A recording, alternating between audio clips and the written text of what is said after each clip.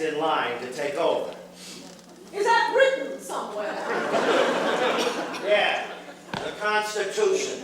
The idea for the second Mrs. Wilson, now running at George Street Playhouse, came to Tony-winning playwright Joe DiPietro from a line in an article about female politicians. It said, many people believe Hillary Clinton will be our first female president, and then in parentheses it said, of course, many people already believe that Edith Wilson was our first female president. I said, oh, I know some things about Woodrow Wilson. That's sort of new to me.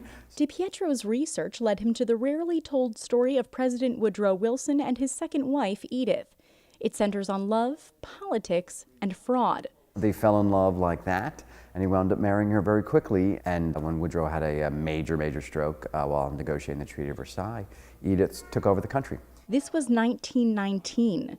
The 19th Amendment giving women the right to vote had just passed. And according to DiPietro, Edith Wilson was arguably running the country. She kept the president's condition a secret with a handful of others in order to further his projects, mainly promoting the development of the League of Nations following World War I. It's the story of probably the biggest American cover-up in D.C.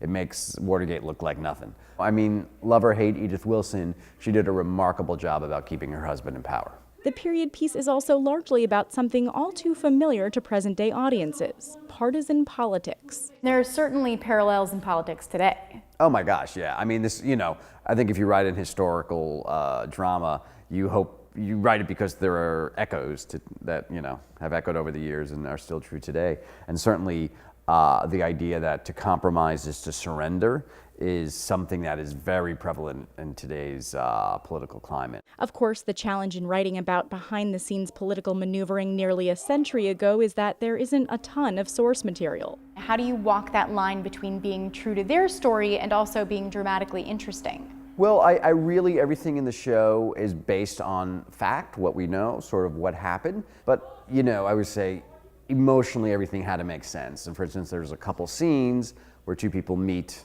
and argue that they actually didn't meet at that time, but they wrote letters to each other with those ideas in it. And so I thought, well, the letters aren't particularly dramatic on stage, but two people confronting each other is. The artistic liberties are helpful in fleshing out this secretive moment in history and the questions it presents. Should she have kept this man in power, or should she have taken him away to where we could have rest, which probably would have been best for her health, his health, and you have to decide if it would have been best for the country or not. Even with nearly 100 years of hindsight, it's a question that will leave audiences with fodder for debate long after the cast takes its bows.